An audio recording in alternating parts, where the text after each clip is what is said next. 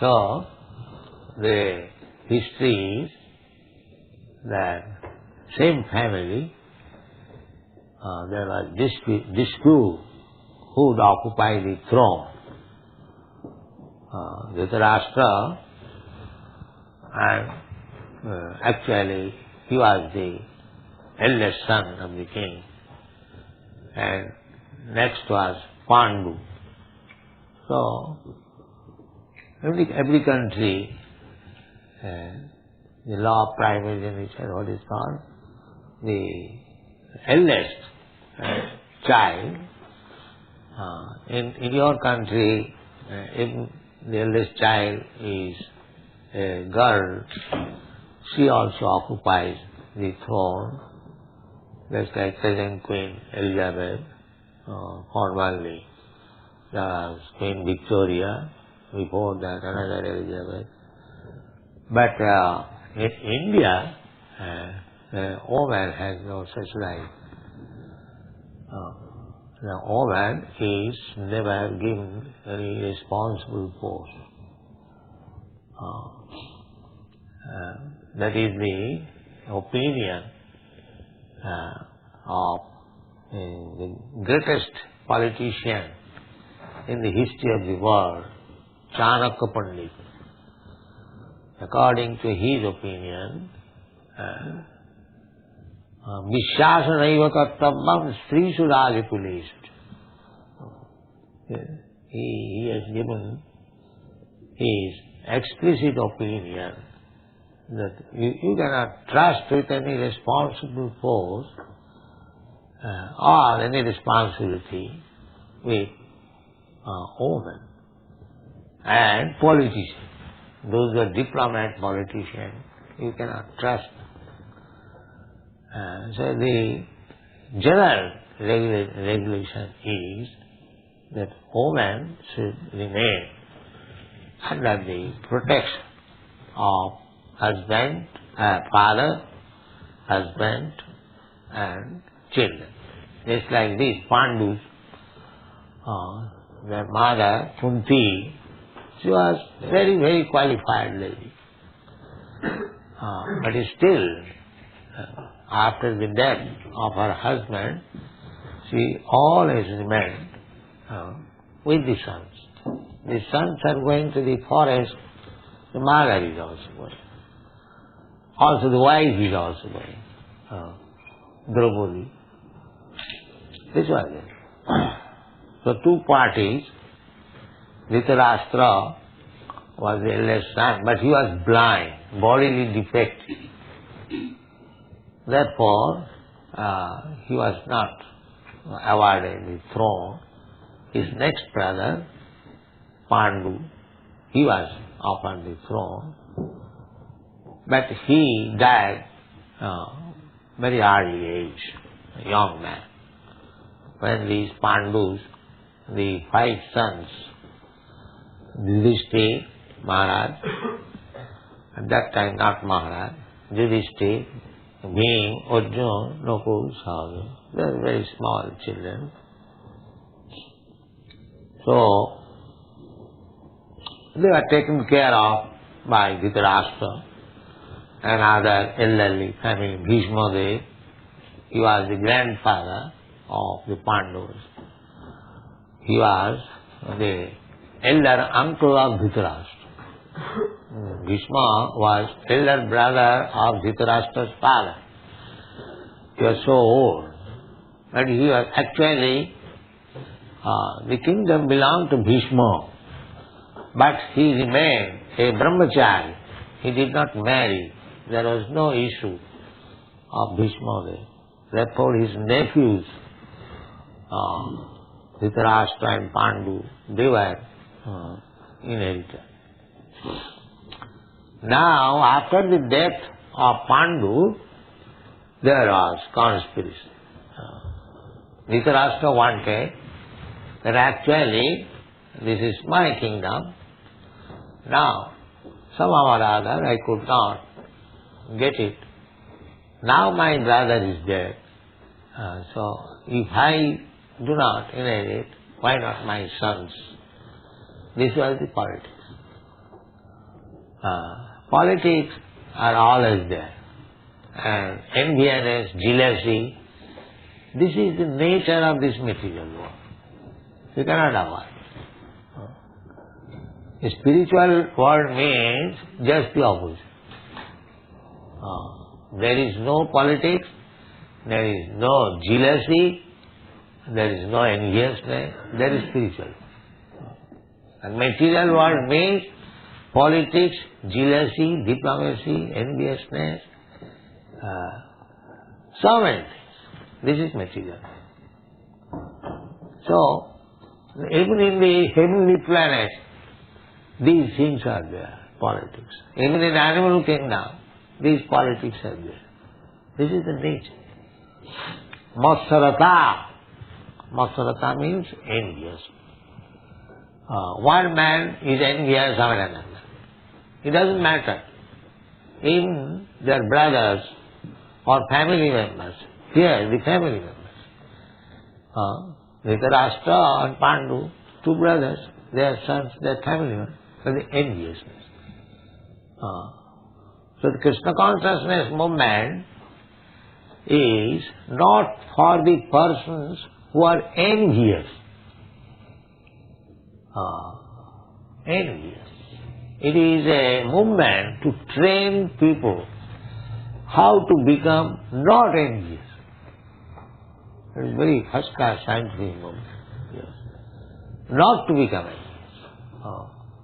Therefore, Srimad Bhagavatam in the beginning introduces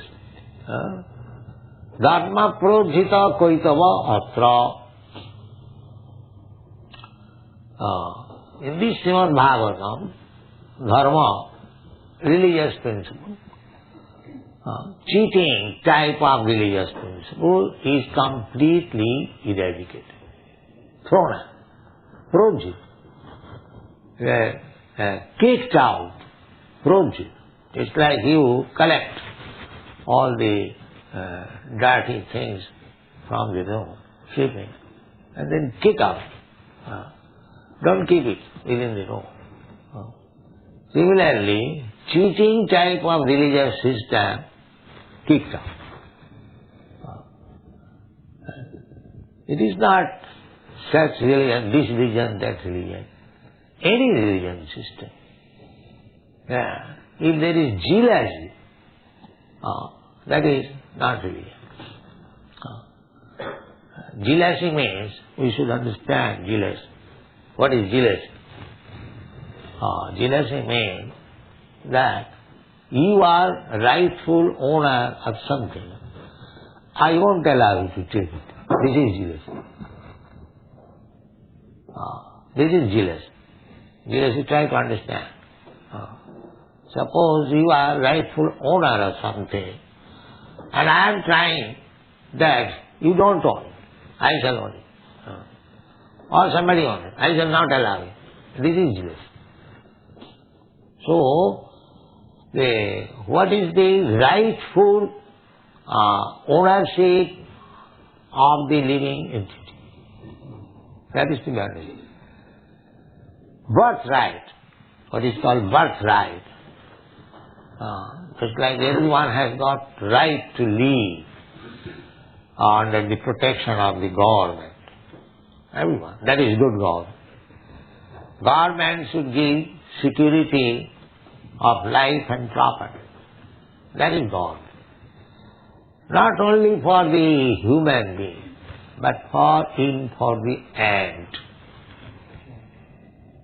This is God. Not that I give protection to my brother and not to others. That is not. Just like Parikshit Maharaj. He was giving protection to the animals also. When he was on his tour, as soon as he saw that a black man was trying to kill one cow, immediately he took his sword. Who are you? You are trying to kill? So, this is good government.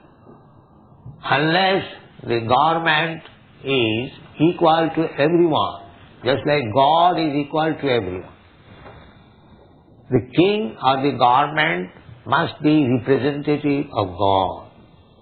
Therefore, according to Vedic civilization, king is offered as good respect as to the Supreme Personality of God. King is called Naradeva. Naradeva. That means God in human form. King is him. Why? Because he acts as the representative of God. He cannot be jealous to any living entity, at least born in his kingdom. That is called Praja. Praja means one who has taken birth, or in other words, national. So that is the deed. So, formerly, when there was fight between two kings, it is on the principle that who is giving good protection to the citizens, not for personal profit. Who is able to give good protection, life, security for life and property, he should become. So, these persons, these Dhritarashtra and his sons, they are jealous how they could give protection to the citizens. They are themselves jealous. Just like nowadays, all these politicians, they are jealous. They cannot give any protection to the citizens. They are simply interested with their party politics. They have no time even to think how to give nice protection to the citizens so that they may feel happy always that we have got good government, there is no cause of anxiety. We have got sufficient food, sufficient protection, sufficient opulence, everything sufficient. And that is good. So, here, Dhritarashtra, he is jealous. He cannot give any good government. Krishna knew it. Krishna sent a messenger, Okrura. We have read in the Srimad Bhagavatam. Before this battle of Kurukshetra from Dwarka, he sent his uncle, Okrura, just go to Hastinapur, New Delhi, and see what is the situation. So Okrura understood that Dhritarashtra was planning something. So he talked with him that why you are implicated in such planning. Krishna does not want it. Although Dhritarashtra knew that Krishna was the Supreme Personality of God.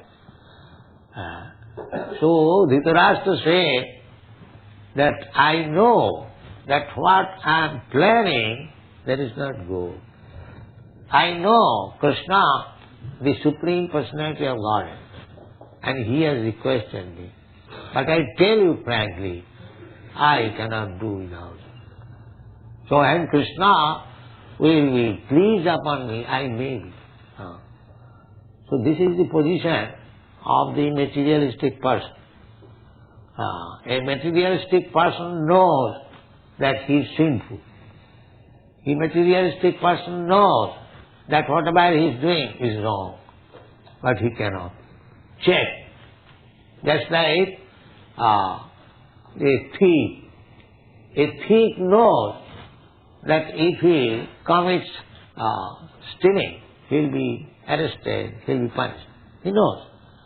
Because he heard from law books, from other sources, and he has also seen that a thief is arrested and is taken by the police for being punished. So we have got two kinds of experiences, by hearing and by seeing, direct. In Bengal it is called Dakha Suna. In India it is called. The two kinds of experience. One by seeing, practically experiencing, hand to hand. another by hearing. The one who is intelligent, he gets his experience simply by hearing from the right source. That is nice. So our process is that we are getting experience about the perfect knowledge, the destination of life, simply by hearing from Krishna. So we are the most intelligent person. It is not possible to experience directly. But if one has got intelligence, then simply by hearing and considering and thinking about it, he gets it. So, those who are very sinful, they get experience by hearing and by directly seeing also, still they cannot check from sinful activities. So Dhritarashtra, by sinful activities, he became so much fallen that he did not hear anybody's advice, Vidu's advice, Bhishma's advice, that don't plan like this. They are rightful owners. The Pandavas, they are rightful owners. They are minor, but don't try to cheat them. But Dhritarashtra was. So, when the planning was complete and the war field was set up at Dharmakshetri Kurukshetra. Dharmakshetra means Kurukshetra, that place is a pilgrimage. People still go to observe religious ritualistic performances, and in the Vedas there is injunction, Kurukshetre dharmamachari. If you want to perform some ritualistic ceremonies, religious, then go to Kurukshetra. So Kurukshetra is a dharma kshetra. It is not a fictitious thing, just like rascal commentators, so-called. They say Kurukshetra means this body. It is not that. As it is. Try to understand Bhagavad Gita as it is. Kurukshetra, Dharma. It is a place of religion. And especially when Krishna was present there, it is already. Why this house? Before our occupation, why this house was an ordinary house? Now it is temple. It is Dharma Kshetra. It is a religious place. Why? Because Krishna is there. Krishna is there. So, either you take Kurukshetra, ordinary place, but because in the battlefield Krishna was there directing Arjuna, so it is already Dharma Kshetra. So formally, people were religiously trained up, so they could not speak lies in a Dharma Kshetra. That is still the practice, just like in the Western world, the Christians go to the church, they admit confession. Yes, I have done it. But that has become a formality. But actually, one should admit in religious place that yes, I have done it. But that does not mean you admit and again do it. No. You admit once, then you are excused. But don't do it again. So here, Dhritarashtra says, the samabita jujussava, all these people, my sons, Mamaka, Mamaka, that means my sons, and Pandava, and my brother Pandu, samavita, they assemble. What is the purpose? The purpose is Jujutsava. This word Jujutsu is still used in Japan. Perhaps you know, Jujutsu, fighting. So, Jujutsu, those who are desirous of fighting. Now, both the parties were desiring to fight and they assembled. Why he is asking question, Kima Kurvata? What did they do? Because he was a little doubtful that these boys, after being assembled in Dharmakshetra, they might have changed their ideas. They might have settled up. No, actually, the sons of Dhritarashtra might have admitted, yes, Pandavas, you are actually the owner. What is use of unnecessary fighting? So he was very much anxious whether they have changed their decision. Therefore he is asking. Otherwise there is no question of asking. Kima kurva. Just like if you are giving food, if I ask somebody that such and such gentleman was served with nice dishes, then what did he do? This is foolish question. He will eat. That's all. What is the question of? What did he do? Similarly, when it is already settled up that they were to fight, there is no such question as Kima Kurvata. What they do, did they do? But he asked this question because he was doubtful whether they had changed their opinion. Kima Kurvata Sangha. He was asking his secretary. He was a blind man. He was always conducted by secretary Sanjaya, a very faithful secretary, and he is explaining the Bhagavad Gita by experiencing, by television within the heart. That art is not yet developed. We have got television through machine, but there is another television. You can see within your heart what is going on outside. So that television was known too, that will be explained by Sanjaya, that by the grace of Vyasadeva, he learned this televisioning. And he was sitting with his master within the room, and he was actually seeing how the fighting is going on, and he was explaining. This is the basic principle of Bhagavad Gita, the basic platform. So let us discuss gradually one of. Thank you very much. Hare Krishna.